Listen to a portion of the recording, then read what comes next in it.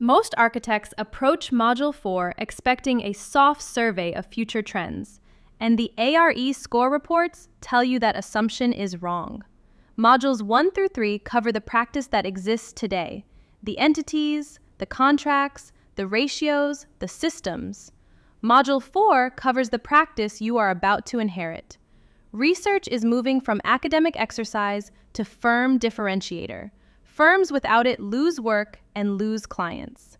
Sustainability is shifting from optional credential to client mandate, with embodied carbon and net zero language now appearing in owner-architect agreements you will be asked to sign. Integrated project delivery has matured from experiment to a viable contract structure for the right project. Generative design, VR, AR, digital twins, and AI tools are moving from the margins to the core production workflow. The AHPP and NCARB take a position on where the profession is going, and they expect a licensed architect to take a position too. 4 reasons the future of practice is on the foundational exam. 4 reasons the next decade shows up on the foundational exam. First, research-informed design. Evidence-based design and post-occupancy evaluation is no longer a niche academic exercise. Owners with portfolios are asking for evidence, and firms that can't produce it are losing work to firms that can. A candidate who treats research as optional fails the exam questions that turn on it. Second, sustainability passed the optional threshold years ago. LEED is on the exam. The 2030 challenge is on the exam. The AIA 2030 commitment and embodied carbon disclosure are all live exam topics, and an architect who signs an owner-architect agreement promising performance the firm can't deliver becomes personally liable for the gap. Third, integrated project delivery, lean construction principles, and integrative design require an architect who understands shared risk and shared reward, not just stamp drawings. The contract structure changes the architect's relationship to the team and reshapes the lawsuit exposure when something goes wrong. And fourth, generative design, virtual and augmented reality, digital twins, and AI in design are production floor realities now. The exam treats them as core foundational knowledge, not as electives for the technically curious. Here is the chronological tour of the 6 subsections. Walking the module in order. 2.1 frames the evolving practice of architecture and names the financial stakes. Which firms are winning the next decade and why? 2.2 introduces research-informed design, the types of research architects conduct, evidence-based design, and post-occupancy evaluation. 2.3 is sustainability foundations, the 3 pillars, the passive versus active strategy distinction, rating systems including LEED categories in depth, and the 2030 challenge and AIA climate action commitments. 2.4 covers integrated delivery, IPD, shared risk and reward mechanics, lean construction principles, and the integrative design process. 2.5 surveys the technology transforming practice, generative design, VR and AR, and digital twins. And 2.6 closes with life cycle thinking, separating life cycle cost analysis from life cycle assessment. One tracks cost, the other tracks carbon, and the exam expects you to know the difference. One posture set before we open section 2.1. 4 things to hold in mind. First, the right answer almost always aligns with the AHPP's articulated direction for the profession, not with yesterday's standard practice. The exam writers are pushing the profession forward, and they reward candidates who recognize the push. Second, sustainability vocabulary is exam vocabulary. Embodied carbon, net zero, the 2030 commitment, life cycle assessment. If a prompt uses one of those terms, the answer is in that frame, not in the conventional energy code frame. Third, shared risk delivery changes the architect's contractual seat, and the exam writes prompts that turn on whether you can read the seat. And fourth, technology questions on the exam are testing workflow integration, not feature lists. The right answer is rarely the most advanced tool. It is the tool that fits the firm's actual production system. With that set, we step into section 2.1. Here is an uncomfortable truth most architects do not want to hear. Architecture practice is shifting faster than at any point since the profession emerged, and you are competing against firms that figured this out before you did. Sustainability mandates, AI governance, performance-based design, evidence-based decisions, and collaborative delivery are no longer niche services. They are the table stakes for competitive practice. Starting April 27, 2026, ARE Objective 4.1 changes from understanding business structures to identifying and comparing them for specific scenarios. An architect who fails the exam on this material is one who treated it as theoretical. The ARE tests this content because firms that cannot prove outcomes are losing interviews to firms that can, and an architect who cannot quote energy data, claim free IPD project results, or measurable infection rate reductions is competing on aesthetics alone. That is how you fail the value conversation and watch a contractor take the room. Let me show you what that head-to-head interview actually sounds like in the room. Two firms walk into the same healthcare interview. Firm A says we design beautiful hospitals, we care about sustainability, and we work well with contractors. Firm B says our evidence-based approach measurably reduced infection rates across our last 3 hospital projects. We have delivered 14 LEED Gold healthcare projects with documented energy data, and our last IPD project came in 8% under target cost with 0 claims. The owner is not choosing between 2 design philosophies. The owner is choosing between hope and proof. Firm A is asking the client to trust intentions. Firm B is handing the client a data sheet. In a market where sophisticated owners are spending tens of millions of dollars on facilities that have to perform measurably, the firm that documents results wins, and the firm that talks about values loses the room before it leaves it.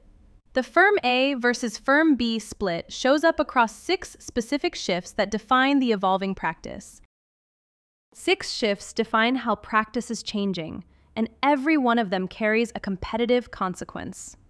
Design by intuition alone is being replaced by evidence-based design, because owners want defensible decisions tied to measurable outcomes.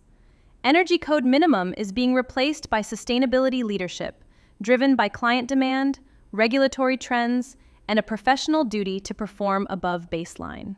Adversarial project delivery is being replaced by integrated, collaborative delivery, because that approach produces fewer claims and more repeat clients.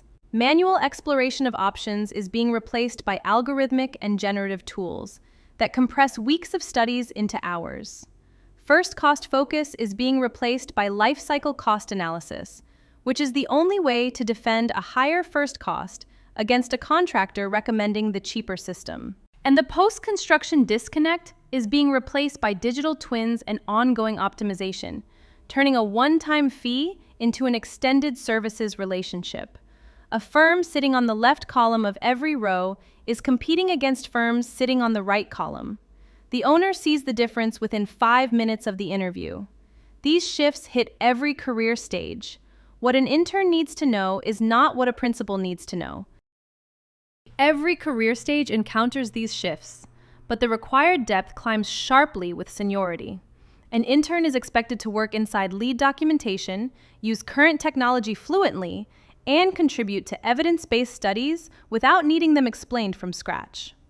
A project architect leads the sustainability certification process and manages an integrated team that includes the contractor and key trades from day one. A senior associate builds the business case, the dollars and cents argument that gets sustainability or new technology approved at the firm level and sold to the client. A principal sets the firm's sustainability policy, chooses which delivery methods the firm pursues, and positions the firm strategically against competitors. A principal who does not understand IPD will lose projects to firms that do.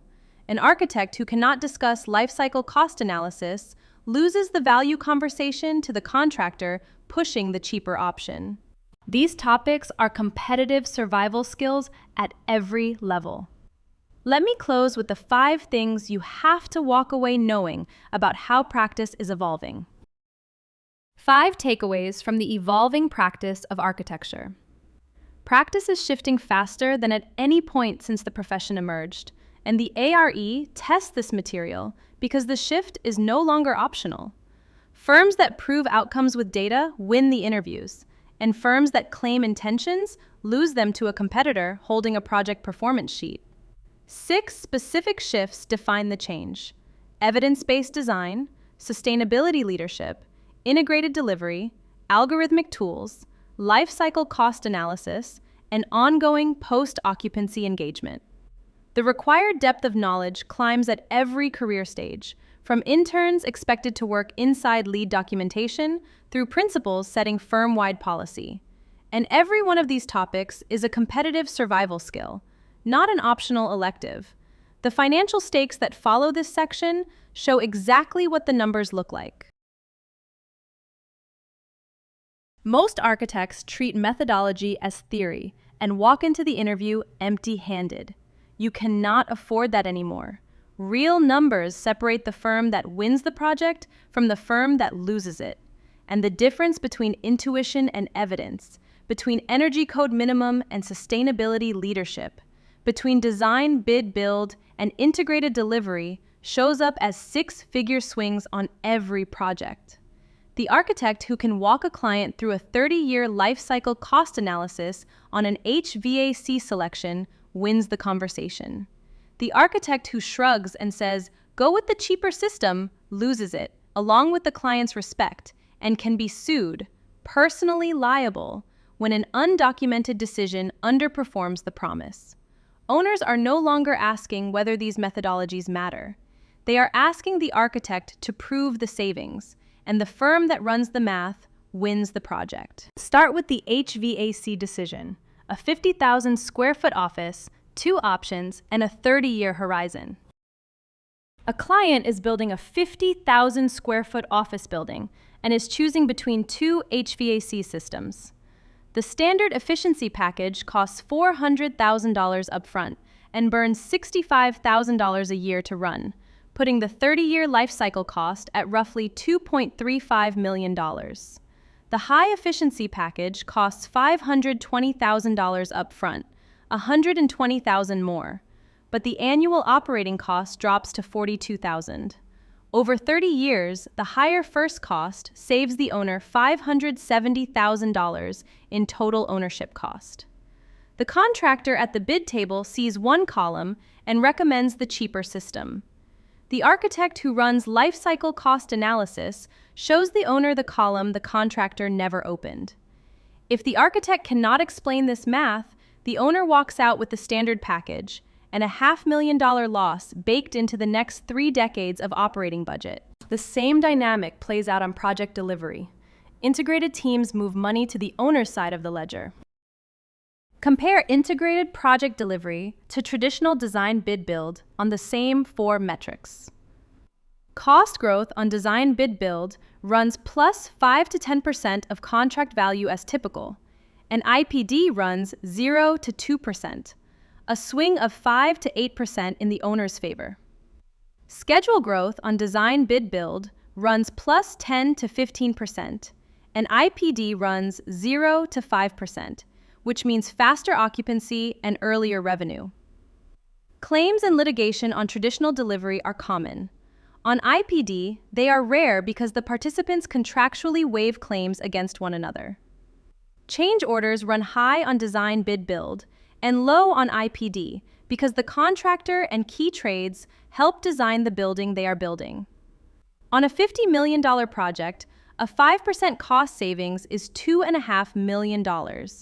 That is why sophisticated owners are demanding IPD, and why firms that cannot deliver in that model are being filtered out at the shortlist stage. The third stake is the sustainability premium itself, where the old assumption that green costs more has quietly stopped being true. The old assumption was green costs more.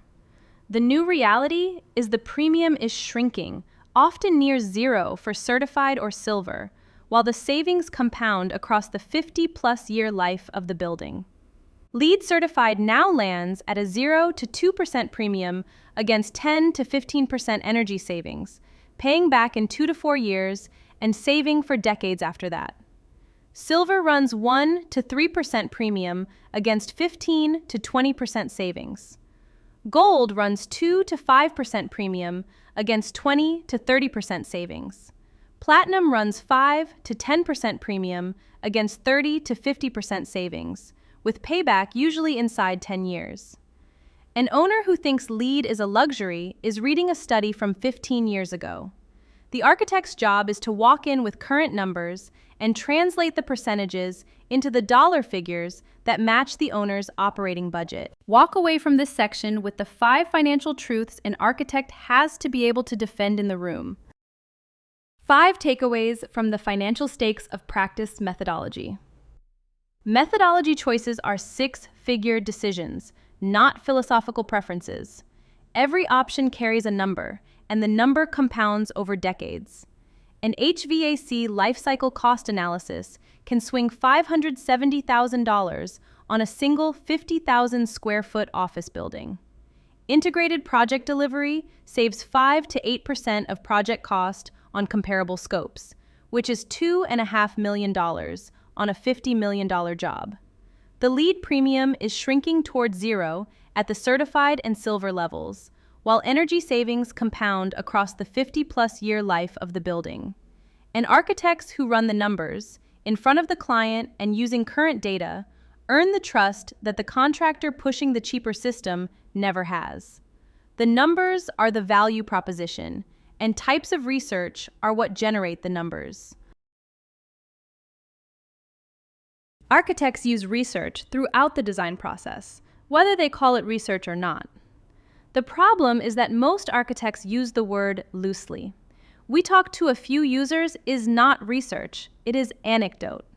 Real research is systematic, documented, and defensible the moment a client asks why you designed it this way, and the moment opposing counsel asks the same question in a deposition that could trigger a lawsuit over a design decision you cannot defend.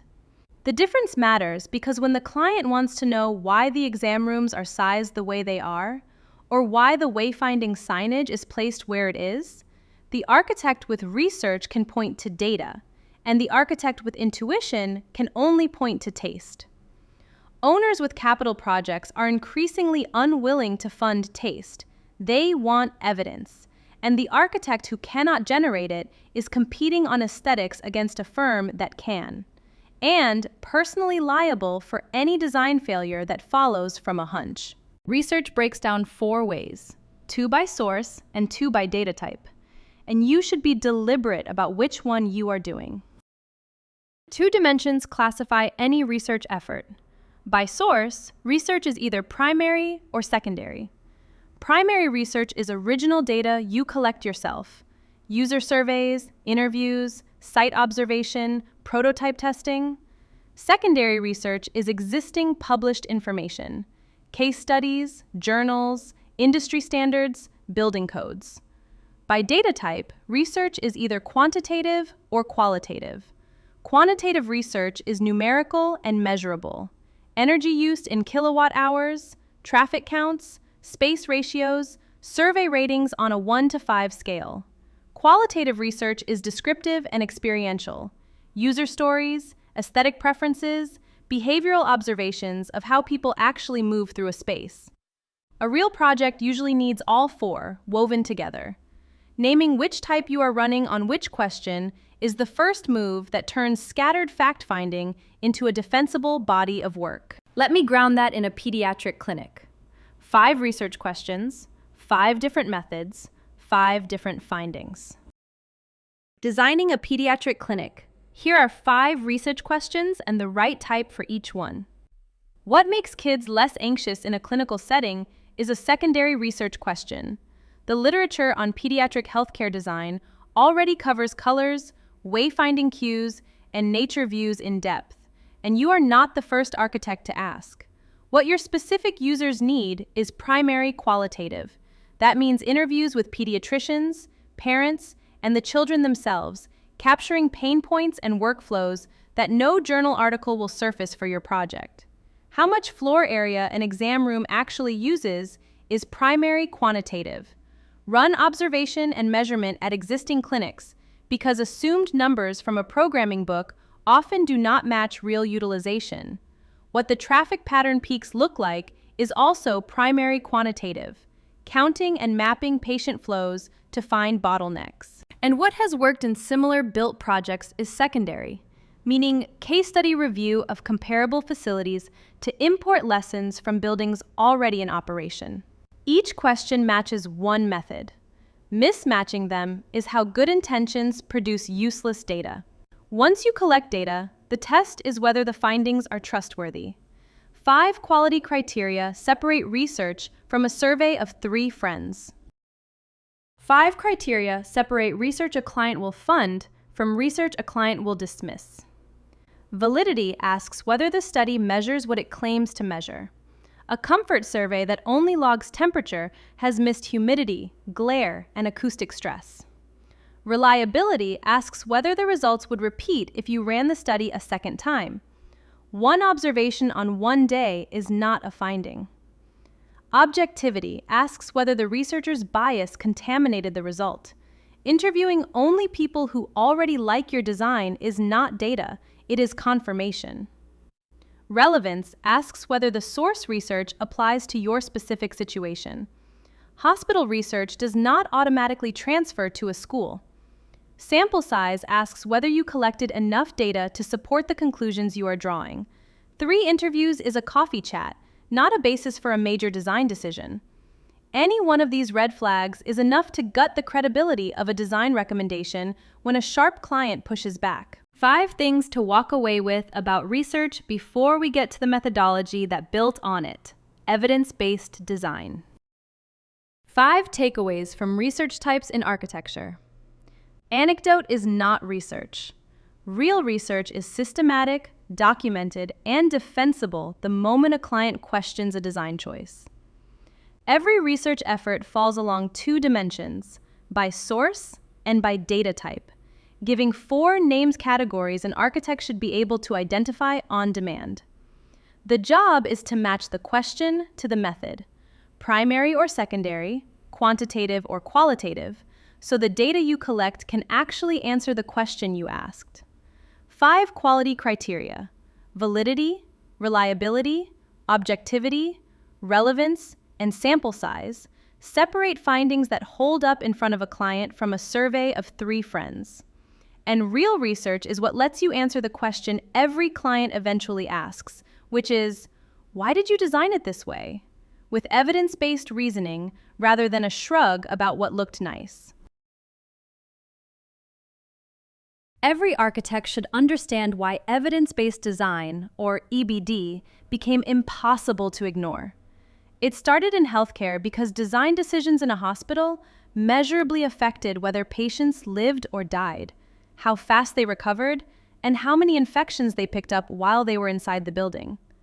Once that connection was proven, healthcare owners stopped tolerating design by intuition and demanded research-backed decisions. And you can be sued for injury if your design caused a measurable harm an EBD approach would have prevented. That demand is now spreading. Schools want evidence linking daylighting to test scores. Offices want evidence linking biophilia to productivity. Senior living owners want evidence linking layout to fall rates. The architect who can connect a design move to a measurable outcome wins the work. And the architect who cannot is competing with a portfolio against a competitor holding a citation. The story most people anchor to is the Ulrich tree view study, the moment EBD became impossible to dismiss. In the 1980s, researcher Roger Ulrich published a study that became the founding citation of the entire evidence-based design movement. Patients recovering from gallbladder surgery were assigned to rooms with one of 2 window views, a stand of trees or a brick wall. The patients with the tree view recovered faster, needed less pain medication, and had fewer complications. The difference was statistically significant, peer-reviewed, and impossible to wave away. Healthcare organizations immediately asked the obvious follow-up question: what else affects outcomes? and the answer turned into a decade of research that reshaped how hospitals are designed.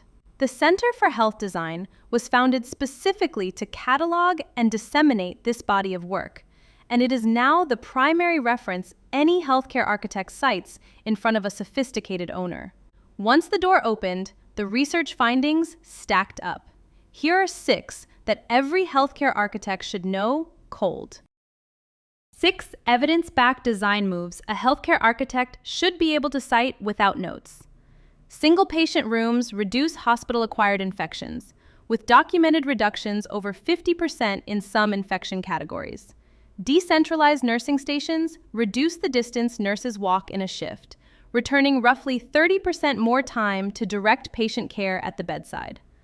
Proper lighting at medication preparation stations reduces medication errors by over 20%, a finding with obvious patient safety consequences. Same-handed patient rooms, where every room mirrors the same layout rather than alternating, reduce errors and standardize care processes across the unit. Noise reduction through acoustic treatment improves patient sleep, reduces stress, and shortens recovery time and medication use. And the placement of hand-washing sinks within the patient room directly influences hand hygiene compliance, which drives infection transmission rates. Each of these is a design decision the architect made, defended with research the architect produced. The work follows a 6-step method that any architect can run on any project, healthcare or not. The EBD process runs in 6 steps that map onto any project, healthcare or otherwise. Step 1 is to define the question. What specific design decision on this project needs to be informed by evidence rather than intuition? Step 2 is to search the literature, scanning design journals, medical journals, and trade studies for relevant existing research. Step 3 is to critically evaluate what you find.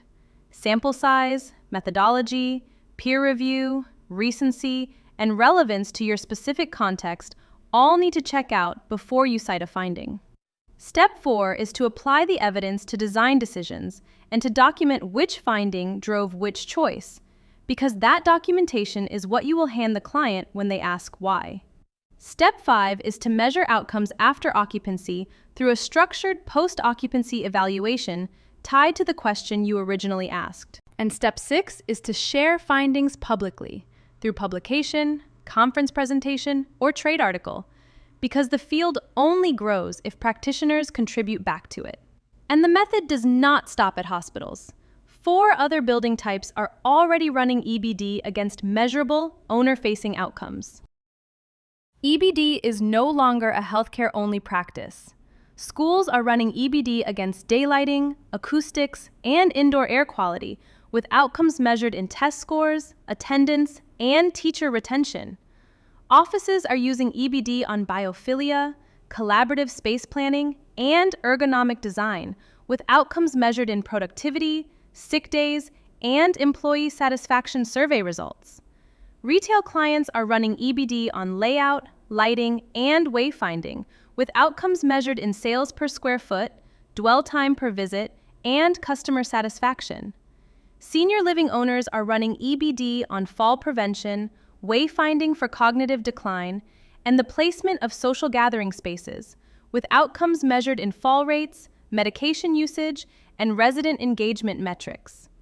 In every one of these sectors, an architect who can connect a design decision to a measurable outcome is positioned to win. We designed open stairs becomes research shows visible stairs increase stair use 15%, supporting occupant health.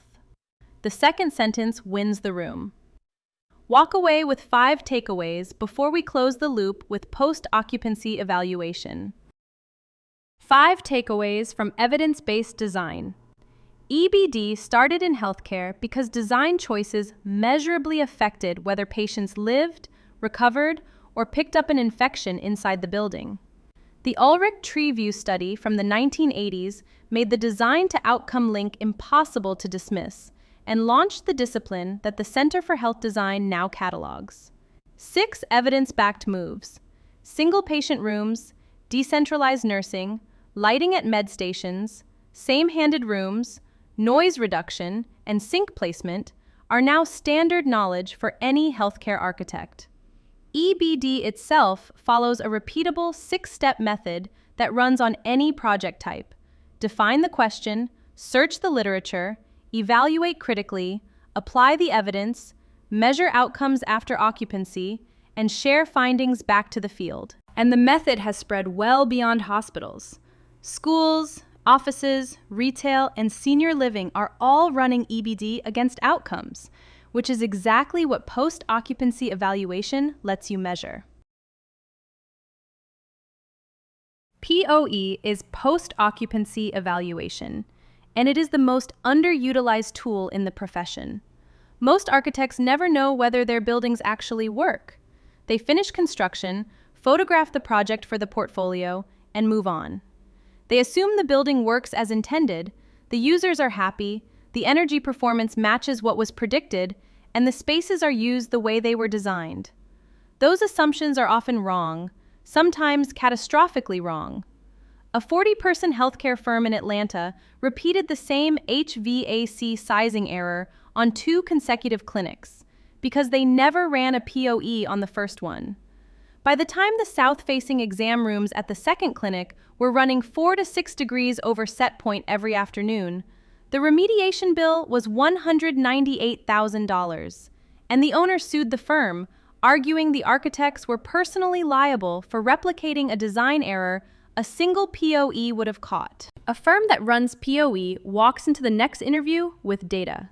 A firm that does not is guessing, and eventually the lawsuits catch up. Start with the uncomfortable truth, what architects assume versus what POE actually finds. 5 common gaps between what the architect assumed and what POE actually finds. Open office layouts were supposed to improve collaboration, and POE often shows that staff hate them and collaboration actually went down. Daylighting was supposed to reduce energy use, and POE shows the blinds are closed every day because of glare. Breakout spaces were supposed to encourage interaction, and POE shows they sit empty because the location is wrong or the furniture does not invite the way the architect imagined. Wayfinding was supposed to be clear, and POE shows first-time visitors getting lost at the same 3 intersections. And the HVAC system was supposed to be sized correctly, and POE shows comfort complaints alongside energy use 40% over the modeled prediction. The architect who never runs POE never learns. The architect who runs it on every project stops repeating the same expensive mistakes. The work itself is not mysterious. 6 methods cover almost every question a POE needs to answer. 6 methods cover almost every question a POE needs to answer. Surveys and questionnaires capture user satisfaction and perceived comfort across a large sample, and they support statistical analysis when the response set is big enough. Interviews capture in-depth understanding, stories, suggestions, and the why behind complaints that a tick-box survey can never reach. Observation captures actual behavior versus intended behavior, which is the right tool for space utilization and wayfinding questions. Physical measurement of temperature, light, sound, and air quality gives objective performance data that no occupant survey can produce. Energy monitoring compares actual consumption against the modeled prediction and verifies whether the systems are performing as designed. And document review of maintenance logs, complaint records, and work orders reveals patterns over time that no single visit will catch. Most rigorous POEs use 4 or 5 of these methods together, triangulating qualitative reports against measured data. Timing matters too. What you can learn changes sharply with how long the building has been occupied. 4 timing windows surface very different findings. A POE run at 3 to 6 months catches initial shakedown issues, commissioning glitches that did not show up during turnover, and first impressions from occupants while the building is still fresh. A POE run at 12 to 18 months captures a full seasonal cycle, so summer cooling, winter heating, and shoulder season performance are all in the dataset, with settled occupancy patterns emerging. A POE run at 3 to 5 years documents established use, where the building's true patterns are clear and the first maintenance issues are surfacing. A POE run at 10 years or beyond captures long-term performance, durability of finishes and systems, ongoing relevance of the program, and life cycle data that informs the next generation of projects. Sophisticated firms run more than one window on the same building because each timing point answers questions the others cannot. And every firm has heard the excuses for skipping POE. None of them survive a serious cross-examination. 5 excuses architects use to skip POE, and the rebuttal for each. The project is done and we have moved on. You are missing the learning that improves every future project, and the firm down the street is collecting that learning while you are not. No budget for POE. The cost is roughly 1/10 of 1% of construction cost, and if the client will not fund it, the firm should fund it as marketing and research investment. Afraid of what we will find. The problems exist whether you measure them or not, and the cost of repeating them on the next project dwarfs the cost of admitting them on this one. The client will not cooperate. Frame the work as optimizing your building rather than checking our work, and most clients sign on. We already know how it went. You really do not, because assumptions are not data, and the gap between what you assumed and what occupants experience is exactly what POE exists to measure. Walk away with 5 takeaways that close the loop on research, evidence, and feedback. 5 takeaways from post-occupancy evaluation. POE is the tool that tells the architect whether design intentions actually worked, and skipping it leaves the firm guessing on every future project.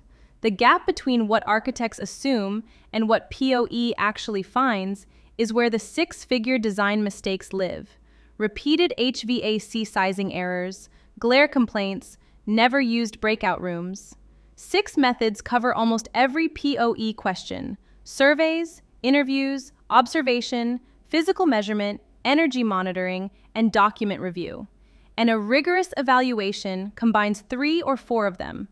4 timing windows surface very different findings, from 3 to 6 month shakedown evaluations through 10-year long-term performance assessments. And every excuse architects use to skip POE, no budget, no time, no client cooperation, loses against the cost of repeating the same mistake on the next project, which is exactly how good architects become great architects.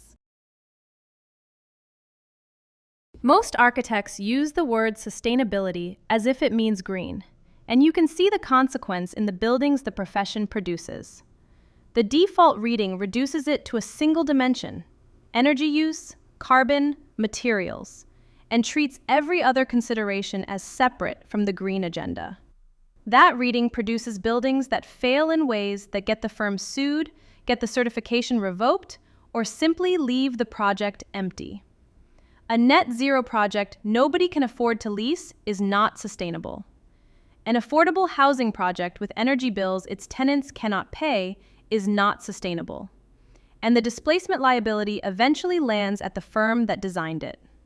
A LEED Platinum building in a wealthy enclave with no community access is not sustainable. True sustainability stands on 3 pillars: environment, society, and economics. And the architects who confuse green with sustainable end up explaining to clients why the certified building is failing the people it was meant to serve. Start with the 3 pillars themselves and what each one is actually asking the design to do. The environmental pillar is the one most architects default to. Does the design reduce ecological harm across its life? That covers operational energy, embodied carbon in materials, water consumption, and the ecosystems disturbed or restored by the site work. The social pillar is the one most architects forget. Does the design serve the people who use it and the community that hosts it equitably? That covers indoor air quality and occupant health, accessibility, cultural fit, and whether the project displaces or includes existing residents. The economic pillar is the one most architects pretend is somebody else's problem. Is the project financially viable over its entire life, not just at the bid? That covers first cost, operating cost, durability, and resale or reuse value when the program changes. 3 pillars, 3 different questions, and the design has to answer all 3 before it can claim the label. When a pillar is missing, the failure mode is predictable and visible in real projects. Consider how each missing pillar plays out in real practice. Drop the economic pillar, and you get the net zero showpiece at $800 a square foot. The technology proves the concept, but the model does not scale because no client outside the wealthiest segment can pay for it. The project wins awards and never gets replicated. Drop the social pillar, and you get 2 different failure modes that share the same problem. A green building in an affluent suburb with no transit access serves only the people who can afford to drive to it. The sustainability benefits accrue to one demographic. Affordable housing with no envelope investment puts tenants in a building they cannot afford to operate because the developer optimized first cost and shifted the energy penalty downstream to the people least able to absorb it. Both versions have a clean environmental story on paper and a broken social story in practice, and both fail the test of being sustainable. The architect's design levers touch all 3 pillars at once, whether the architect intends it or not. 4 design decisions illustrate why the pillars cannot be separated in practice. Each one hits all 3 at the same time. Building orientation drives solar gain and operational energy on the environmental side, daylight and visual comfort on the social side, and operating cost on the economic side. Material selection drives embodied carbon and supply chain toxicity environmentally, indoor air quality and local employment socially, and first cost plus lifetime maintenance economically. Site design drives stormwater runoff and ecosystem disturbance environmentally, walkability and community connection socially, and land cost plus infrastructure burden economically. Space efficiency, the number of square feet used to deliver the program, drives material and energy demand environmentally, affordability and density socially, and cost per occupant economically. Every move the architect makes lands on all 3 pillars simultaneously. The only question is whether the architect was tracking all 3 when the move was made, or only one. 5 takeaways close out the framework before we move from pillars to specific design strategies. 5 takeaways on the 3 pillars of sustainability. First, sustainability is not a synonym for green. It stands on 3 pillars: environmental, social, and economic. Second, dropping any pillar collapses the project on the other 2 over its life. A building that scores well on one dimension and badly on the others is not sustainable. Third, the net zero project at $800 per square foot fails the economic test because it cannot scale beyond the wealthiest clients. Fourth, the green building in an affluent enclave with no community access fails the social test because the benefit is gated to one group. And fifth, every design lever the architect controls touches all 3 pillars at once. The only question is whether the team is tracking all 3 when decisions get made. There is one sequencing principle on the ARE that shows up across almost every sustainability question. And most architects who fail the exam fail because they got it backwards. The sequence is passive first, active second. And the order is not stylistic. It is a financial argument that the firm will face every project. Every BTU you eliminate through orientation, shading, mass, and envelope costs nothing to operate for the life of the building. Every BTU you do not eliminate has to be generated and moved by an HVAC system that costs money to install and money to run for 30 years. Firms that design the HVAC first and then layer envelope improvements on top end up with oversized mechanical systems serving a building that no longer needs them, paying twice for capacity they could have eliminated for free. The right sequence is to cut the load first by working the building's form, then size the active systems to whatever load remains. Start with what each category actually is, and why one has no operating cost while the other does. Passive strategies use the building's design and form itself to do the work of conditioning the interior. Orientation captures sun in winter and rejects it in summer. Mass absorbs daytime heat and releases it overnight. Cross ventilation moves air without a fan. The energy source is the site itself, sun, wind, and the thermal capacity of the materials. And the operating cost is zero for the life of the building. Active strategies use mechanical or electrical systems to condition the interior. The HVAC plant heats, cools, ventilates, and dehumidifies. The lighting system supplies what the daylight cannot. The energy source is electricity or fuel, and the operating cost recurs every month for 30 years. That difference, zero versus ongoing, is the entire reason the sequence has to be passive first, then active. You are choosing between work you do once at design and pay zero to operate, or work you outsource to a mechanical system and pay every utility cycle to keep running. The toolkit of passive strategies is wider than most architects think, and each strategy has a climate where it shines. 5 passive strategies cover almost every climate condition the architect will face, and skipping them means the firm pays for mechanical capacity it could have eliminated for free. Orientation and massing come first, because they cascade into every other decision. A long east-west axis maximizes the south-facing exposure, and a compact form has less envelope per square foot, which matters most in extreme climates where every square foot of envelope leaks heat. Shading separates summer from winter. Well-designed overhangs reject high summer sun and admit low winter sun, and that single move in hot or mixed climates can swing the cooling load by a quarter or more.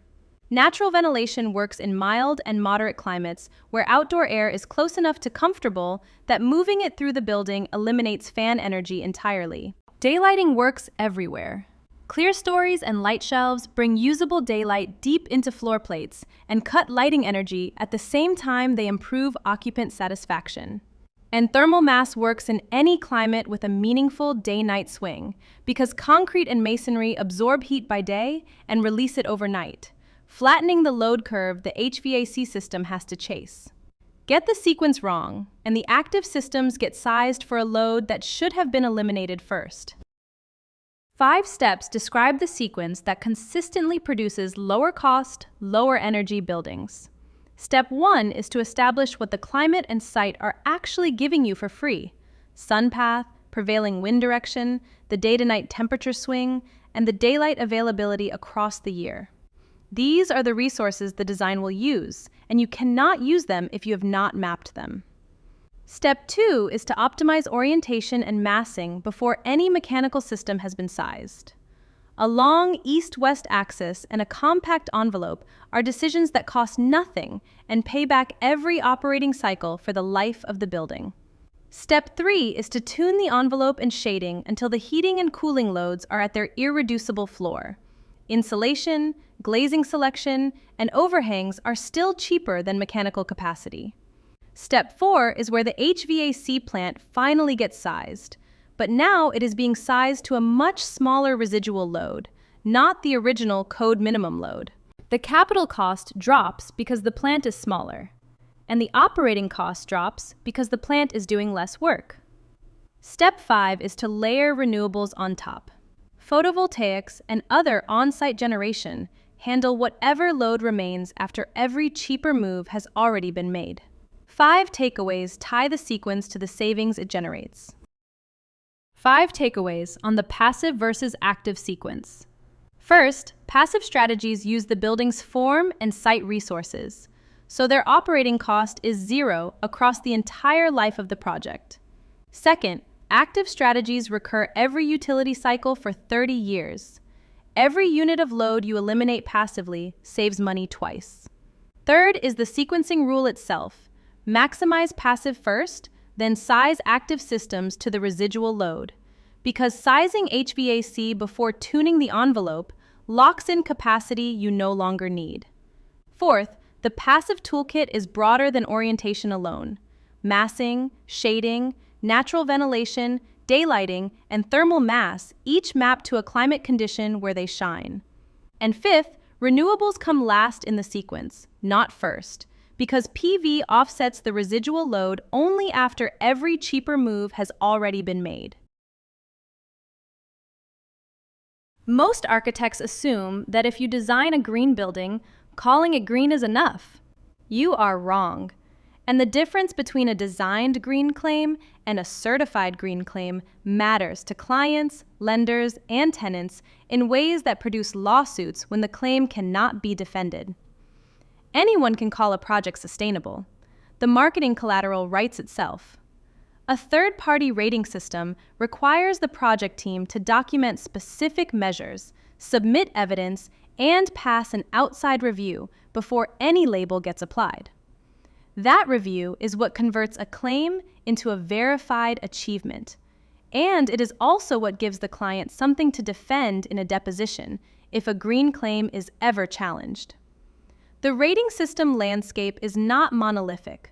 LEED, WELL, Living Building Challenge, Passive House, Energy Star, and Sites each have a different emphasis, and picking the wrong one for the project produces certification the client did not actually need and cannot effectively market. Start with what each major system actually rates and who runs it. LEED is the system most clients have heard of. It rates comprehensive sustainability across location, energy, water, materials, and indoor quality, and it is administered by the U.S. Green Building Council. WELL is newer and narrower. It focuses on human health outcomes for the people inside the building, measured across air, water, light, comfort, and movement, administered by the International WELL Building Institute. Living Building Challenge is the most stringent. It requires regenerative performance, meaning the project must give back more than it takes, administered by the International Living Future Institute. Passive House is the hard target system. Certification requires meeting specific limits on heating demand, air tightness, and primary energy, run by PHI in Germany and PHI US in the United States, with climate zone adjusted targets. Energy Star is operating performance only, benchmarking actual measured energy use against peer buildings, run by the EPA. And Sites rounds out the set for landscape-focused projects, administered by the Green Business Certification, Inc., and the picking guide that follows shows when each system fits. Which system fits depends on what the client actually cares about most. When the client wants comprehensive sustainability across every dimension at once, LEED is the broadest framework available and the easiest one for a project team to navigate because the credit categories cover almost everything. When the client cares specifically about occupant health, and that is increasingly the case for tenants in commercial office space, WELL is built around human health metrics and gives the client something to market to their own tenants. When the client wants maximum ambition, Living Building Challenge is the most stringent system out there and produces buildings that genuinely give back more than they take, though the cost and timeline implications are real. When energy performance with verified hard targets is the priority, a developer who has signed an aggressive carbon commitment, for instance, Passive House or Energy Star will produce defensible numbers more directly than LEED's points-based approach. When the project is primarily a landscape, Sites is the landscape equivalent of LEED. And when the priority is market recognition and resale, LEED still wins, because its brand is the one buyers and lenders know. Many projects stack two systems together because the priorities are not mutually exclusive. Stacking certifications is increasingly common because the priorities each system measures rarely collapse to a single concern. LEED plus WELL is the most common combination. It tells both stories at once: sustainability for the developer's environmental reporting and occupant health for the tenants who will sign the lease. LEED plus Sites extends the building certification to the landscape. For projects with significant outdoor program, certifying both produces a defensible whole site claim that LEED alone does not. Passive House plus LEED pairs verified energy performance with the comprehensive scope of LEED. The Passive House certificate proves the building hits its hard energy targets, while the LEED certificate addresses materials, water, and indoor quality. WELL plus Energy Star works for tenant-focused commercial, WELL for the marketing story to occupants, and Energy Star for the owner's ongoing operating benchmark. Each pairing answers a different combination of stakeholder questions, and the team has to be clear upfront about which certifications the project is targeting, because the documentation effort is not trivial. 5 takeaways close out the rating system landscape. 5 takeaways on rating systems. First, the distinction between claiming green and certifying green is the entire game. Anyone can describe a building as sustainable. A third-party rating system requires documented evidence reviewed by an outside body. Second, LEED is the broadest framework. WELL is built around occupant health outcomes. Living Building Challenge demands regenerative performance, so the choice depends on what the client actually cares about. Third, Passive House and Energy Star verify energy with hard targets directly, which is more useful than points-based LEED for projects where energy is the priority. Fourth, sites exist for projects where the landscape is the primary work, and it rates outdoor performance the way LEED rates indoor performance. And fifth, stacking certifications is standard practice when the client's priorities span more than one system, as long as the team scopes the documentation effort up front. Most architects can name LEED's certification tiers without thinking: certified, silver, gold, platinum. But far fewer can tell you how the points are distributed across the categories that produce them. That gap matters because the categories are not weighted equally, and treating them as if they are wastes design effort and client budget. The total is 110 points across 8 categories plus an integrative process credit, and Energy and Atmosphere alone holds 33 of those points, close to a third of the entire scorecard. A team that spreads its effort evenly across categories ends up scoring 20 in the cheap ones and missing the heavy lift in EA, which is the category where the math actually wins certification. Worse, EA points usually pay for themselves through operating savings, so chasing them is a financial argument before it is an environmental one. Understanding the structure changes how you allocate design effort. Walk through the 8 categories and where the points actually sit. Energy and Atmosphere holds 33 points and dominates the scorecard. Performance, renewables, and commissioning together, which is why an aggressive energy strategy moves the certification level more than effort spent anywhere else. Location and Transportation holds 16 points, covering site selection, transit access, and density. For an urban project on a transit line, these points are nearly automatic. For a suburban greenfield, they are nearly unattainable. Indoor Environmental Quality holds another 16 points, covering air quality, light, comfort, and acoustics, directly tied to occupant productivity.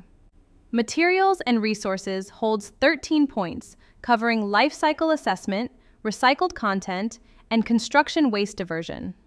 Water Efficiency holds 11 points across indoor and outdoor water reduction. Sustainable Sites holds 10 points, covering ecosystems, stormwater management, and heat island reduction. Innovation and Regional Priority round out the scorecard with another 10 points, combined for exemplary performance and local priorities specific to the project's region. The architect who maps points to design effort early wins certification with less waste than the one chasing them at the end. Once you know where the points live, the certification tier is just a threshold question. 4 tiers separate the certification levels, and each one has a clear point threshold. Certified requires 40 to 49 points and is the entry tier. It confirms the project hit the prerequisites and earned at least 40 of the optional points. Silver runs 50 to 59 points, which is roughly the level where market expectations sit for a new sustainable commercial project today. Gold runs 60 to 79 points and is where most ambitious commercial and institutional clients target. Gold tells the market that the team did more than the minimum without taking on the cost premium that Platinum often demands. And Platinum is 80 points or more, the highest tier, and signals that the team pursued exemplary performance across multiple categories. Knowing the threshold matters because the gap between targeted points and the next tier shapes which credits the team chases late in the project. A project at 58 points has a much stronger case to push for gold than a project at 51 points has to push for silver plus. How the team gets to its target level depends on a small number of strategic choices made early. 4 rules separate the teams that hit their certification target cleanly from the teams that scramble at the end. The first is to lock the prerequisites before chasing any optional points.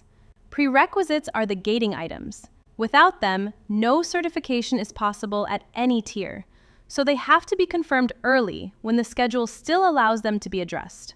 The second is to hunt for synergies, credits where one design move earns points in 2 or 3 categories at once. A high-performance envelope, for example, earns points in energy and atmosphere and contributes to indoor environmental quality at the same time. The cost is paid once, and the points are earned multiple times. The third is to use the project's actual strengths rather than fighting its weaknesses. If the site has good transit access, lean into location and transportation. If the program demands daylight, lean into indoor environmental quality and let those points carry the team forward. And the fourth, the discipline rule, is to skip point chasing. Adding features whose only purpose is one more point on the scorecard wastes client money, distorts the design, and produces buildings that score well but operate badly. 5 takeaways pull the structure and the strategy together. 5 takeaways on the lead category structure. First, the scorecard totals 110 points across 8 categories, plus the integrative process credit, and the categories are not weighted equally. Knowing the distribution is the first move. Second, energy and atmosphere holds 33 points, which makes it the single biggest lever for moving the certification tier, and the credits usually produce operating savings that pay back.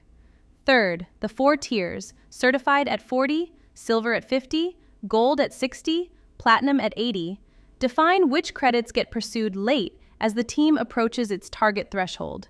Fourth, the discipline of locking prerequisites early and hunting credit synergies across categories produces certification with less effort than chasing individual points one at a time.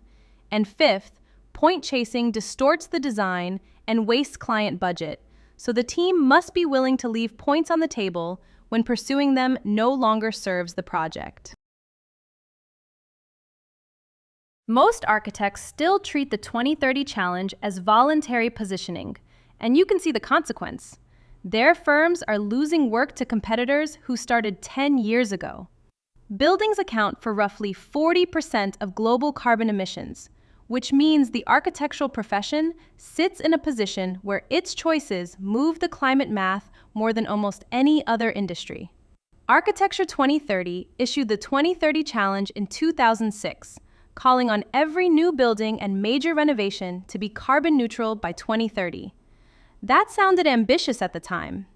Today, it is showing up in city building performance standards, in lender underwriting requirements, and in the marketing language clients use to differentiate their projects. The architects who treated 2030 as voluntary positioning back when it was issued have spent the last decade building the expertise their firms now compete on. The architects who waited face regulatory exposure and lost bids while their competitors win the work. This section is about how the 2030 framework and the AIA's climate commitments are no longer of optional posture. Start with the actual targets and the timeline they sit on. The 2030 Challenge set incremental reduction targets measured against a regional energy use baseline, and the schedule was never optional in spirit, even though it was voluntary in practice. The 2010 milestone, 60% below baseline, was reached by many firms that took the challenge seriously when it was issued. The 2015 milestone of 70% was reached by the leading firms, the ones investing in energy modeling and integrated design. The 2020 milestone of 80% saw widespread progress, helped by code changes that pulled the bottom of the market up. The current 2025 target is 90% below baseline. That is the goal active firms are working toward right now, and it is genuinely difficult without aggressive envelope, electrification, and renewable strategies. And the 2030 endpoint is carbon neutral, meaning every new building and major renovation produces zero net operational carbon. The profession has roughly 5 years left to close the gap, and the firms that have already built the expertise are the ones positioned to capture the work as more cities mandate the standard. The AIA built a parallel set of commitments that translates the 2030 targets into firm-level action. The AIA 2030 commitment is the firm-level translation of the Architecture 2030 Challenge. Firms that sign it agree to track and annually report the energy performance of every project they design against the 2030 reduction targets. That reporting discipline is what turns aspiration into measurable progress, and the cumulative data the AIA publishes each year is one of the few honest scorecards the profession has. The AIA Materials Pledge extends the commitment beyond operational energy into embodied carbon. Firms commit to evaluating and reducing the carbon embedded in their material choices, which is increasingly the dominant share of a building's lifetime emissions as operational energy falls. The Framework for Design Excellence, formerly the COAT Top 10, is the 10-measure rubric the AIA uses to recognize projects that demonstrate measurable sustainable outcomes across well-being, equity, energy, and resources. And the AIA Climate Action Plan is the formal organizational position that the profession must lead on climate, which gives firms institutional cover when they argue for sustainability investments with skeptical clients. These commitments do not stay theoretical. They reshape how firms operate. The 2030 commitments reshape practice management on 5 fronts, and ignoring any of them costs the firm work. Firm positioning is the most visible. Signing the 2030 commitment is now a differentiator that sustainability-focused clients, particularly institutional and public sector clients, screen for during selection. Staff development changes because energy modeling, carbon accounting, and sustainable design strategy become core technical skills rather than specialty add-ons. Firms that have not invested in this training are watching their younger staff leave for firms that have. Project selection is increasingly intentional.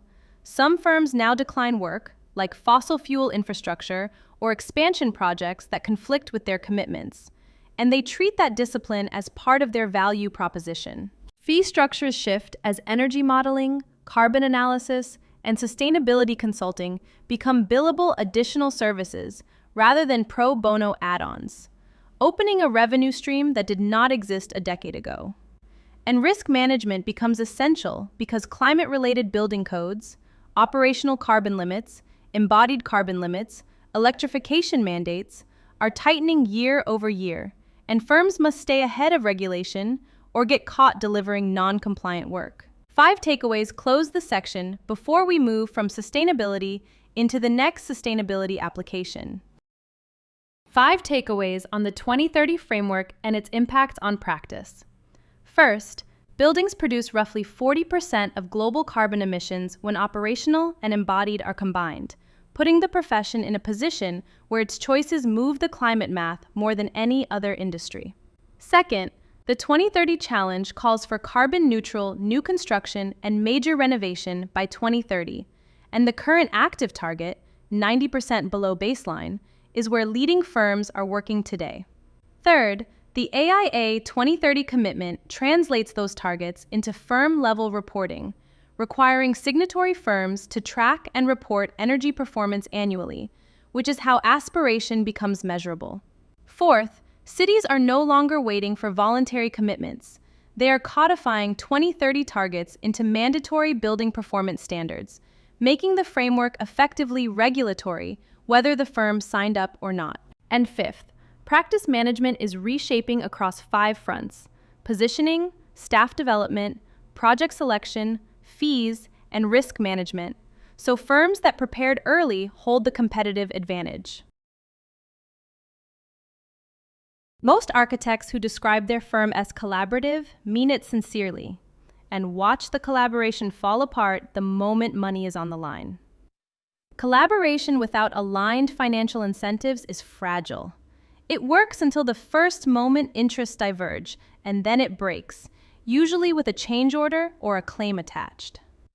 Integrated project delivery, governed under AIAC 191, restructures that dynamic by putting a portion of every party's fee at risk against a shared target cost. When the project beats the target, the savings are distributed across the team. When the project overruns the target, the at-risk fee shrinks proportionally for everyone, and you personally lose money you were planning to bill. Same architects, same contractors, same engineers, completely different behavior because the contract pays them to behave differently. The firms that fail to grasp this distinction end up signing C191, thinking it is a paperwork exercise, and discover their personal payout has been consumed by a problem someone else hid for a change order. Start with the contract mechanics, because the financial structure is what changes the behavior. The risk pool is the structural device that makes everything else in IPD work. Each participating firm, owner, architect, contractor, often the major consultants, agrees to place a portion of its fee at risk against a target cost the parties set together at the start of the project. 18% is a common figure in practice, though the actual split is negotiated. If the project beats the target, the savings flow back through a sharing formula negotiated in C191. A common arrangement is 40% to the owner and the remaining 60% split between the design and construction partners. If the project overruns the target, the at-risk fees absorb the overrun before anyone touches base fee. The other half of the structure is the mutual waiver of claims, which removes the option of suing one another to recover losses. That waiver is what closes off the traditional escape hatch of recovering fee through litigation, leaving collaboration as the only viable path to making your number on the project. The mechanics resolve into 4 outcome scenarios that every team needs to model before signing. 4 scenarios cover every way an IPD project can settle financially. First, when the project beats target, savings are split by the negotiated formula, 40% to the owner and 60% split among design and construction partners is a common arrangement. The exact ratio is up to the parties. Second, when the project hits target exactly, every firm earns base fee plus the full at-risk amount. That is, the structural equivalent of an on-time, on-budget result. Third, when the project overruns target, the at-risk pool is consumed before anyone's base fee is touched.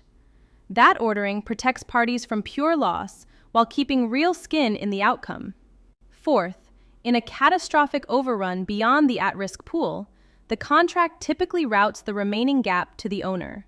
The exact treatment is contract-specific and worth negotiating carefully. Across all 4 cases, every party has a financial reason to surface problems while they are still cheap, because the fix comes out of a pool they share. The behavioral shift is what separates a real IPD project from a design-bid-build project that calls itself collaborative. Under design-bid-build, the contractor who notices a curtain wall coordination problem in the architect's design has every incentive to stay quiet. Surfacing it costs the contractor billable rework hours and gives up a change order opportunity that will materialize during construction. Under IPD, the same contractor, same person, same skill, same project, has the opposite incentive. The change order has been disarmed by the mutual waiver of claims. The cost of the field rework will be drawn from the shared risk pool, and any savings from catching it early flow back through the savings split.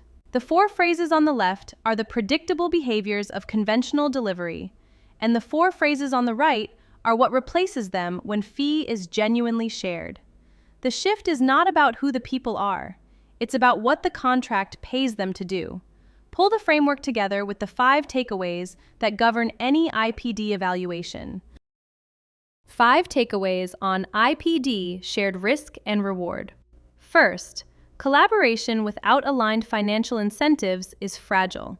It survives easy conditions and breaks the moment interests diverge, which is why a contract structure matters more than goodwill.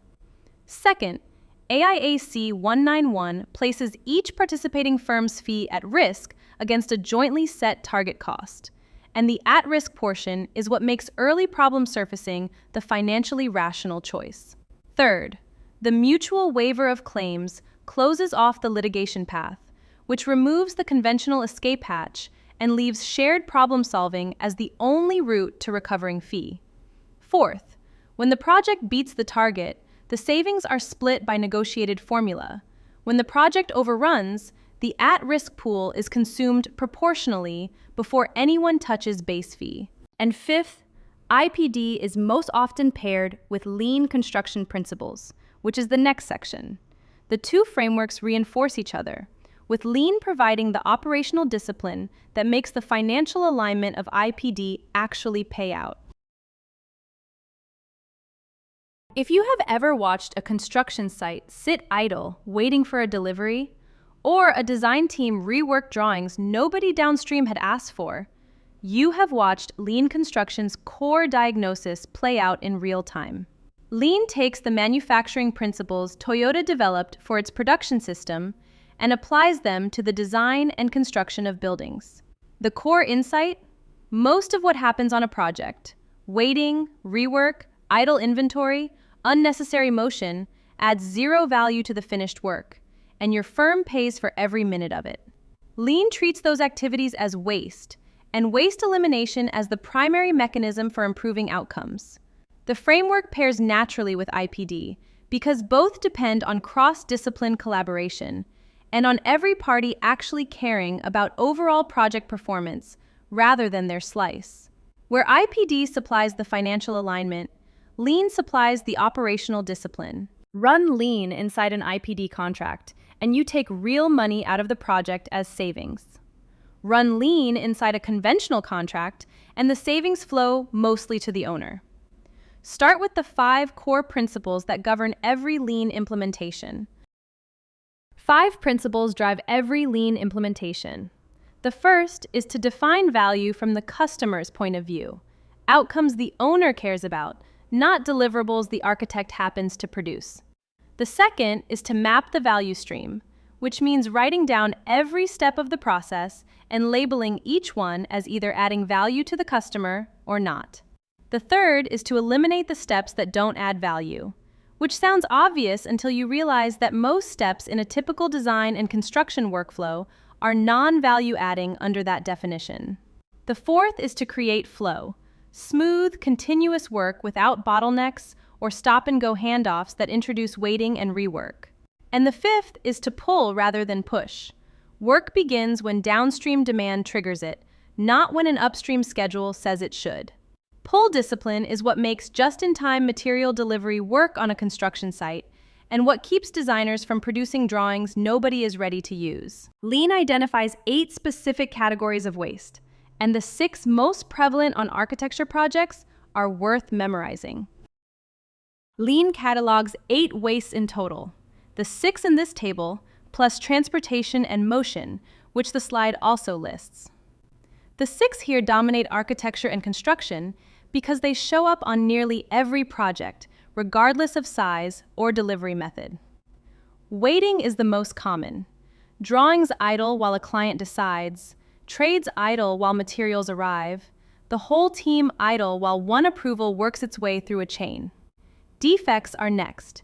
Design errors that surface during construction and rework, and punch list items that should have been caught earlier.